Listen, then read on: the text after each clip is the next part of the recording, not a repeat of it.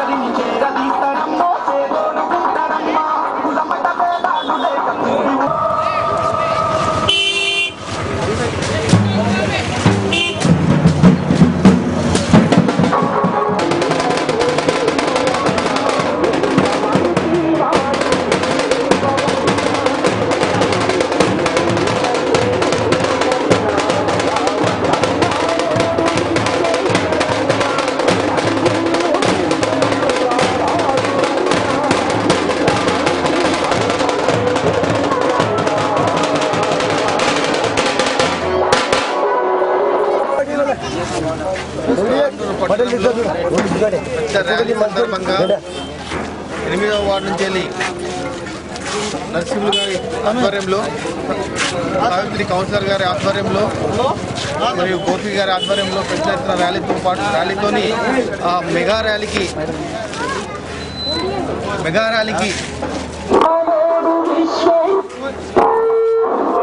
సాయిపూర్ నుంచి బయలుదేరుతున్న సందర్భంగా ఈ మెగా ర్యాలీకి కాంగ్రెస్ పార్టీ మద్దతుదారులందరూ ఈ సాయిపూర్ నుంచి వెళ్ళి పెద్ద ఎత్తున ఆ మెగా ర్యాలీకి బయలుదేరుతున్న సందర్భంగా, ఎందుకంటే కొండా విశ్వేశ్వరరెడ్డి ఒక మంచి వ్యక్తి, అలాంటి వ్యక్తిని మనం తప్పనిసరిగా గెలిపించుకోవాలి. కాబట్టి ఈ యొక్క ప్రతి ఒక్కరు కూడా కొండా విశ్వేశ్వరరెడ్డి గెలుపును ఎవ్వరూ ఆపలేరు. ఆయన గెలుపు నల్లేరుపై నరక లాంటిది. ఇప్పుడు మాత్రం ఎందుకంటే ఎక్కడ చూసినా కొండా విశ్వేశ్వరరెడ్డికి బ్రహ్మాండం పడుతున్నారు. ఎక్కడ పోయినా ప్రజలు బ్రహ్మాండం పడుతున్నారు. లేదు, ఎందుకంటే మీరు ఏ ఒక్కరోజు కూడా ఊళ్ళలోకి వచ్చి ఊరు ప్రజల సమస్యలు తెలుసుకోలేదు. నేనున్నాయా, నేను తాగుతున్నానా, ఏముందా ఏం లేదు. ఈ రోజు వచ్చి ఓట్లకి వచ్చి తీసుకుపోయి ఇళ్ళ కడ కూర్చోబెట్టుకొని ఇంత నీచ రాజకీయాలు చేస్తే రేపటి నుంచి మీ వెనుకబడేది ఖచ్చితంగా మేము వెనుకబడతాం. మీ లూపోల్స్ తీస్తాం బయటికి కాబట్టి. ఎందుకంటే ప్రజలు ఇక్కడ వచ్చి చూస్తుంటే ప్రజలు ఎవరికి ఓటేస్తామో డిసైడ్ అయి ఉన్నారు. వాళ్ళని తీసుకపోయి చెట్ల కింద కూర్చోబెడతాము, ఆడ కూర్చోబెడతాము, ఈడ కూర్చొని కాదు. మీరు ఇన్నేళ్ళు కాంగ్రెస్ లో ఉండి కొంతమంది దొంగ నాయకులు కాంగ్రెస్ లో ఉండి కాంగ్రెస్ లో సంపాదించుకొని ఈ రోజు టీఆర్ఎస్ లో పైసలు ఇస్తే వాళ్ళు అవుతున్నారు. రేపు ప్రజలు మాయపడినారు. నాయకులు మీ దగ్గర ఉంటే ప్రజలు ఓట్లు మా దగ్గర ఉన్నారు. ఖబర్దారు, రేపటి నుంచి ప్రజలను ప్రతి ఒక్కరు మీ దగ్గర తోలిస్తాం. ఎందుకంటే సాయిపూర్లో మంచి నీళ్ళు కొరత ఉంది. ప్రతి విషయానికి మేము నీళ్లు కానీ మంచిది కానీ మేము కాంగ్రెస్ లో చేసే డెవలప్మెంట్ ఉంది. టీఆర్ఎస్ 5 ఏళ్ళ నుంచి ఏ ఒక్క డెవలప్మెంట్ చేసిన పాపాన పోలేరు. ఎవరు కూడా టీఆర్ఎస్ లో సాయిపూర్ చేసింది ఏం లేదు. ఆ రోజు నుంచి ఈ రోజు వరకు కాంగ్రెస్ లో చేసిండు, కాంగ్రెస్ లో చేస్తాం. ముందర కూడా దయచేసి 11వ తారీఖు నాడు జరగబోయే ఎలక్షన్ లో పోలింగ్ లో ప్రతి ఒక్కరు కాంగ్రెస్ కు ఓటేసి #1 గుర్తు కొండా విశ్వేశ్వరరెడ్డి గారి #1 గుర్తుకు ఓటేసి ప్రతి ఒక్కరు సాయిపూర్ నుంచి అత్యధిక మెజార్టీ ఇవ్వాలని కోరుతున్నాం.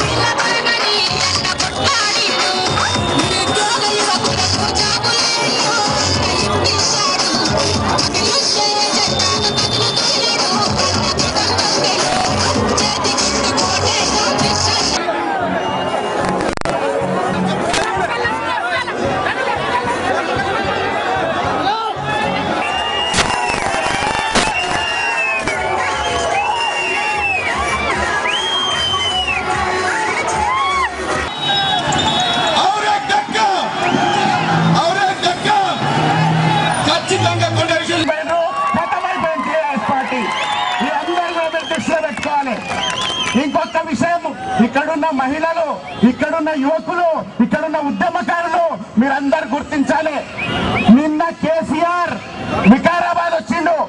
ఈ మీడియా ద్వారా వింటున్న టిఆర్ఎస్ నాయకులకు, కేసీఆర్ కు, కేటీఆర్ కు హెచ్చరిక చేస్తా ఉన్నాం. తెలంగాణ జనసమితి తరఫున, కాంగ్రెస్ పార్టీ తరఫున, మా కూటమి తరఫున. నిన్న వికారాబాద్ వచ్చి ఏం మాట్లాడింది కేసీఆర్? నిన్న వికారాబాద్ సభలో ఆయన మాట్లాడింది ఏంది? ఆంధ్రప్రదేశ్ కు ప్రత్యేక హోదా గురించి మాట్లాడతావా వికారాబాద్ లో కేసీఆర్? పోలవరం గురించి మాట్లాడతావా కేసీఆర్? వికారాబాద్ వచ్చి జగన్ గెలుస్తాడని మాట్లాడతావా కేసీఆర్? వికారాబాద్ వచ్చి తాండూరుకి కందిబోర్డు ఎందుకు రావాలో మాట్లాడతావా? ఈడ 4-5 సిమెంట్ ఫ్యాక్టరీలు ఉన్నాయి. మన పిల్లలకు, మన అమ్మలకు ఉద్యోగాలు ఇస్తామని మాట్లాడతావా? చంద్రబాబు నాయుడు జగన్ జపం చెప్తావా? మహేందర్ రెడ్డిని మొన్న తాండూరు నియోజకవర్గంలో పులిబిడ్డ యువకుడు రోహిత్ రెడ్డి ఒక గుద్దుతే శాబత్ దాటి అవతల పడిపోయింది. ఈరోజు మీరందరూ కలిసి గుద్దుతే రంజిత్ రెడ్డి వై అవతల పడాలి. మహేందర్ రెడ్డి మాట ఏం లేదు నాకు. కార్తిక్ రెడ్డి, సబితారెడ్డి అందరికీ తోడిపోయింది. ఈరోజు మీకు అందరూ 2 ఆ సిమెంట్ ఫ్యాక్టరీల కంటే కూడా ఎక్కువ నోరు తెరిస్తే కాలుష్యం వచ్చే మహేందర్ రెడ్డి, ఈ ఇద్దరి వల్ల తాండూరు ఈరోజు కాలుష్యం అయిపోయింది. అందరికీ చెప్తున్నా, రాబోయే 5 సంవత్సరాలు ఒక్కొక్కరిని తరిమి కొడతారు. మీరు జాగ్రత్తగా ఆలోచించుకోవాలి. ఉద్యోగాలు రావు, పైసలు రావు, రుణాలు రావు, ఏమి రావు. వాట్సాప్లలో సగం వైపు మీసం, సగం వైపు గుండు, సగం వైపు గడ్డం తీసుకొని అట్లున్నాయి మన రోడ్ల పరిస్థితి అని చెప్పేసి. నిజంగానే అట్లుంది. మళ్ళీ కూడా నెక్స్ట్ టీఆర్ఎస్ చేతిలో పెడితే ఇంతకంటే ఘోరమైన పరిస్థితి వస్తుంది మనకి. ఎందుకంటే తాండూరు చుట్టుపక్కల గ్రామాల నుండి మన తాండూరు రావాలంటే గజగజలాడుతున్నారు జనాలు. ఎందుకంటే ఇక్కడ పొల్యూషన్, ఇక్కడ పిల్లలు కూడా ఇచ్చే రోజు పోతాయి. ఇంకా 10 రోజులు అయితే తాండూరు పట్టణ పిల్లని అంటే మేము తాండూరు పిల్లని ఏమంటారు. అట్లా ఉంది గత పాలకుల పరిస్థితి. కాబట్టి ఇప్పుడు మనం వచ్చినాం. ఒక బలవంతమైన సర్పాన్ని చలిచి మనం కుట్టి చంపినట్టు ఒక బలవంతుని నేను అనుకున్నా. అట్లాంటి నాయకుల్ని మన కార్యకర్తలు ఒకే దెబ్బకి ఇక్కడ నుండి బయటకు పంపించేసిండ్రు.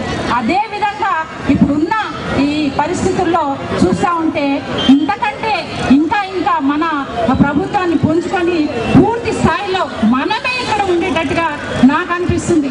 ఇదే శుభసూచకంగా నాకు కనిపిస్తా ఉంది. మన స్నేహితులు, మన బంధువర్గం ఎక్కడున్నా కూడా, మన ఇంటి పక్కల వాళ్ళకి అందరికీ తెలిసిన వాళ్ళకి, తెలియని వాళ్ళకి అందరికీ కూడా కాంగ్రెస్ పార్టీ ఓటేసి మన విషయాన్ని గెలిపిస్తే ఇంతకంటే ఇప్పటి వరకు జరిగిన అభివృద్ధి ఇక ముందు జరుగుతుంది.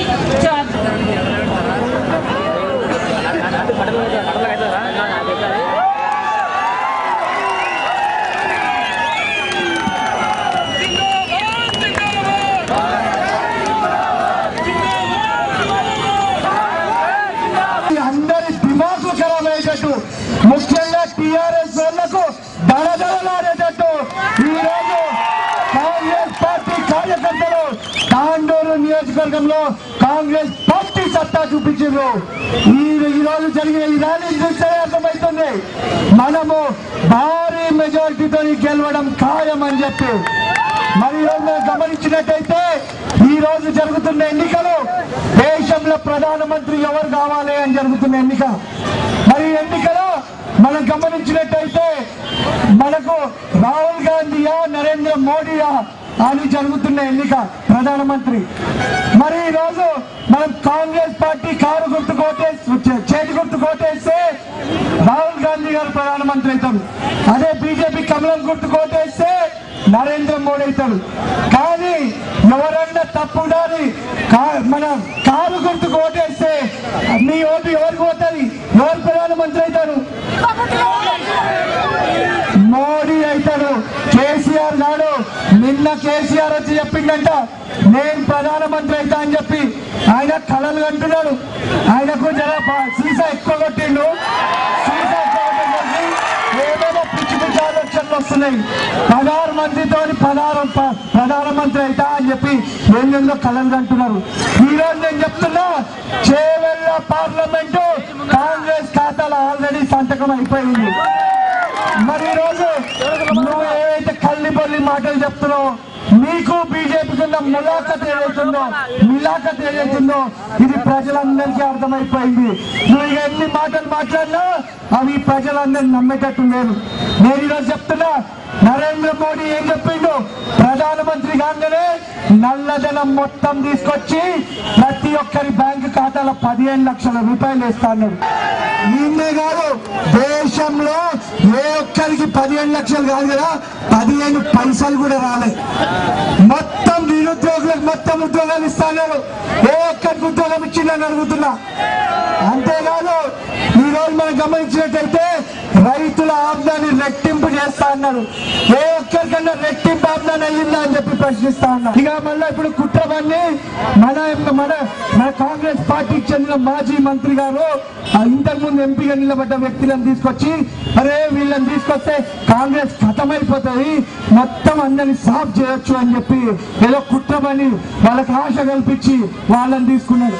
తీసుకొని మస్తుగా ఎంజాయ్ చేసుకుంటా మళ్ళా సర్వే చేయకుండా పోయానంట. మళ్ళా సర్వే చేస్తే తుస్సమనేది కాదంట.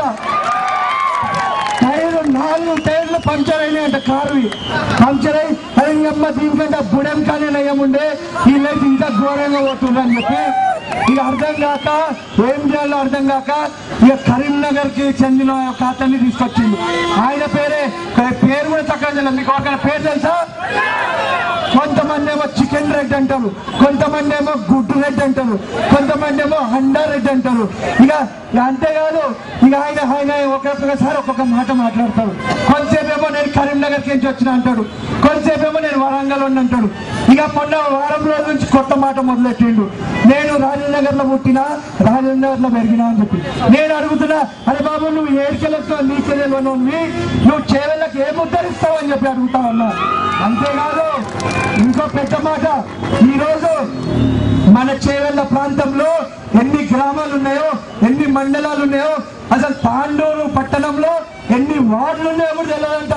ఇక ఆయన వచ్చి మనకి ఉత్తరిస్తా అని చెప్పి చెప్పుకుంటా ఉన్నాడు. చేస్తే చేవెళ్ళ బిడ్డ కోటేసినట్టు, అదే కారు గుర్తు కోటేస్తే ఎవడో కరీంనగర్ అని కోటేసినట్టు. ఇక మనం నిర్ణయించుకోవాలి, మనకు చేవెళ్ళ బిడ్డ మనకు కావాలన్నా లేకపోతే ఎవడో బయటోడు కావాలన్నా. నెలకు ఇల్లు 30 లక్షలు, ప్రతి ఒక్కరికి 2 లక్షలు. కాంగ్రెస్ పార్టీ మనం గెలిచిపోయినాం కాబట్టి మన ప్రచారం కూడా జై కాంగ్రెస్.